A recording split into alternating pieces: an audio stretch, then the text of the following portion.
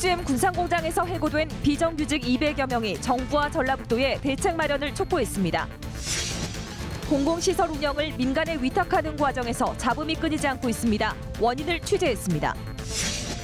학교 교실에 설치한 공기청정기가 미세먼지를 줄이는 데 별 효과가 없는 것으로 조사됐습니다. 여러분 안녕하십니까? 전북권 뉴스입니다.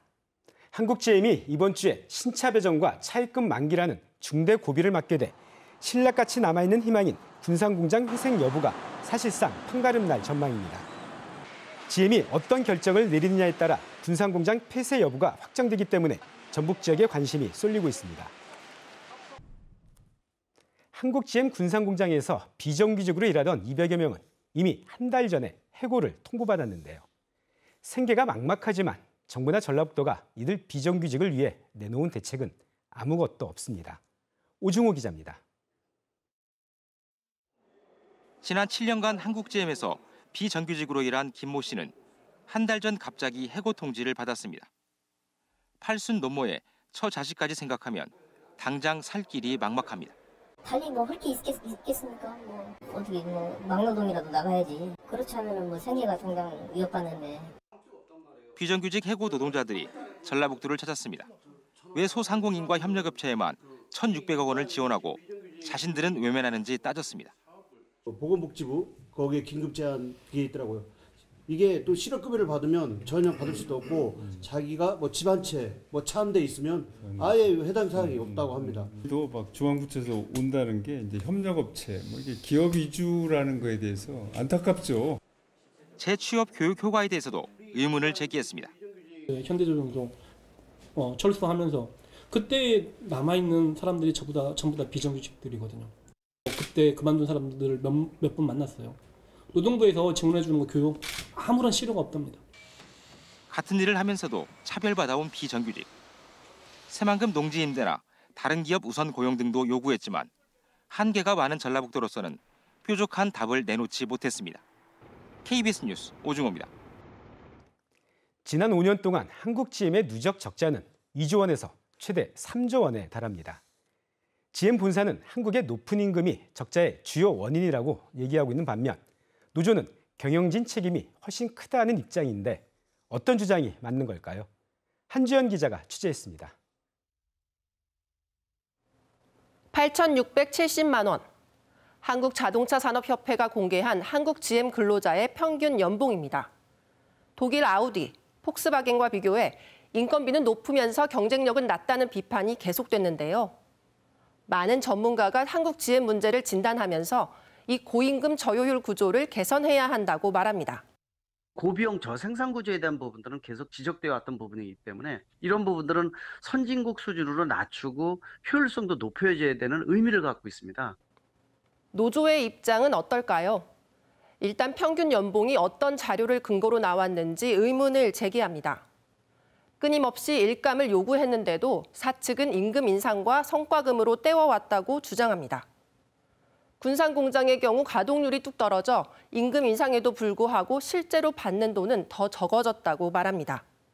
수출기를 막으면서 가동률이 그렇게 떨어진 거지 저희가 일하기 싫어서 놀면서 돈을 더 달라 그런 적이 한 번도 없거든요. 그래서 그런 프레임으로 아마 자기들이 부실 경영을 좀 눈가림하는.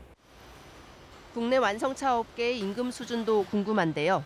현대 기아차, 한국GM 등 완성차 3사의 매출액 대비 인건비 비율은 13%. 국내 다른 기업들의 평균치 5.9%보다 2배 이상 높습니다. 하지만 일본 제조 대기업의 평균 인건비 비율 12.3%, 독일 14.3%와는 비슷합니다. 비교 대상에 따라 통계를 분석하는 시각도 크게 달라질 수 있습니다. 정확한 통계들을 안 가지고 얘기를 하고 있다. 서로 각자 자기 이해관계에 맞는 통계만 갖고 발표를 하다 보니까 노사관계도 이게 대립적이지 협력적이지 못한 거예요. 한국GM에 대한 재정 실사로 고임금 저효율 논란의 실체가 밝혀질지 주목됩니다. KBS 뉴스 한주연입니다. 문재인 대통령이 오늘 발의한 개헌안이 국가 균형 발전 정신을 충분히 담지 못하고 있다는 비판이 나왔습니다. 대통령 개헌안은 헌법 제1조에 지방분권 국가를 지향한다는 조항을 명시하는 등 지방분권을 강화하고 주민 참여를 확대하는 내용을 담고 있습니다.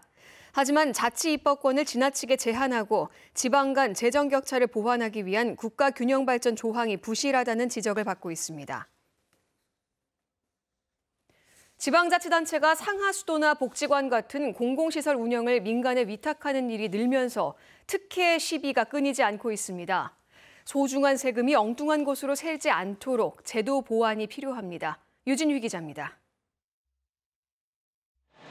무주군은 이달 초 185억 원 규모의 공공하수도 시설 관리 대행 용역을 발주했습니다.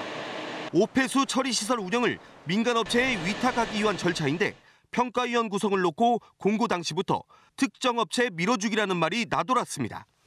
무주군은 특혜는 결코 있을 수 없다고 말합니다. 좀 의심이 된다. 그러면 내 감사나 뭐 좀 정리했어도 그런 얼마든지 그런 건 봤는데 이것은 정말로 잘했다. 그냥 왜 안 하는 거지? 지자체가 종종 특혜 시비에 휘말리는 이유는 무엇일까? 우선 업체 평가 방식이 제각각이기 때문입니다. 무주군은 심사위원을 대학 교수와 공무원 등으로 제한했고 군산시는 변호사와 회계사 등으로 확대했습니다. 완주군은 특혜 논란이 일자 두 차례에 걸쳐 심사위원 대상을 확대했습니다. 행정자치부 예규에 따라 심사위원은 업체가 참여한 가운데 추첨 등으로 선정해야 하지만 잘 지켜지지 않는 것도 문제입니다. 참가 업체가 직접적으로 뽑을 수 있도록 끝날 때까지 거기에 있도록 우리가 제시를 하려고 그래요. 퇴직한 간부 공무원들이 업체 임원으로 취직하면서 지자체와 업체 간 짬짬이 논란도 계속되고 있습니다. 기본적으로는 여러 사람을 넣는 짜맞추기식이 아니라 전문가 중심으로 해야 되고 관피하는 배제돼야 된다고 또 봅니다. 막대한 재정을 투입하는 민간 위탁 사업에 대한 대대적인 손질이 필요해 보입니다. KBS 뉴스 유진입니다. 오늘도 미세먼지로 뿌연 하늘 탓에 숨 쉬는 자체가 걱정스러운 분들 많았을 텐데요. 학교 교실에 미세먼지를 줄이려고 설치한 공기청정기가 별 효과가 없다는 분석이 나왔습니다. 우리 아이들 어떻게 해야 할까요? 서순신 기자가 취재했습니다. 익산의 한 초등학교입니다. 지난해 교육청 지원으로 30개 교실에 공기청정기를 설치했는데 효과는 어떨까?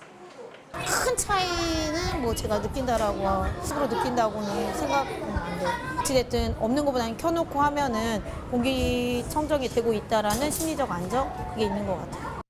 교육부가 공기청정기가 설치된 전국 35개 학교를 조사한 결과 미세먼지를 줄이는 효과가 그다지 크지 않은 것으로 분석됐습니다. 특히 교실 안에 학생이 없을 때에는 어느 정도 효과가 있지만 있을 때에는 거의 효과가 없는 것으로 나타났습니다.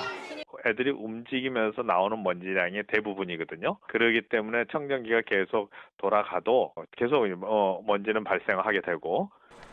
이러다 보니 교육청의 고민도 큽니다. 올해만 6억 원, 앞으로 70억 원을 들여 모든 유치원과 초등학교에 공기청정기를 설치할 계획이었지만 진퇴양난에 빠졌습니다. 부모님들 입장에서는 한 1%라도 효과가 있으면 해주라 그럴 수 있잖아요. 아이들 건강을 위해서. 근데 우리 입장에서는 이 돈을 들이면 50%는 효과가 있어야 되는데 50%는 안 되는 거야. 예를 들면. 공기청정기에서 발생하는 소음과 이산화탄소, 오존 등의 부작용도 적지 않은 것으로 알려졌습니다. 각급 학교들이 실내 체육시설을 늘리는 등 미세먼지 대책을 강화하고 있는 가운데 국가 차원의 종합대책이 시급합니다. KBS 뉴스 서승치입니다. 전라북도는 심각한 미세먼지 문제에 대처하기 위해 국비 50억 원을 들여 대기오염 집중 측정소를 설치해달라고 행정안전부에 건의했습니다. 대기오염 집중 측정소는 현재 전국 6개 권역에 1개씩 있고 호남권에서는 광주광역시에 설치돼 있습니다. 전라북도는 올해 노인 요양시설 7곳을 치매 전담 요양시설로 증개축하고 노인 복지시설이 없는 시군에는 주야간 보호시설 등 2곳을 새로 짓기로 했습니다. 전북 지역에는 오는 2022년까지 치매 요양시설과 주야간 보호시설 등 94곳이 확충될 전망입니다. 더불어민주당 도지사 후보 경선에 나선 김춘진 예비후보는 지난해 전북 지역 청년 고용률은 32.7%로 전국 17개 시도 가운데 가장 낮았다고 주장했습니다. 전북권 9시 뉴스를 마칩니다.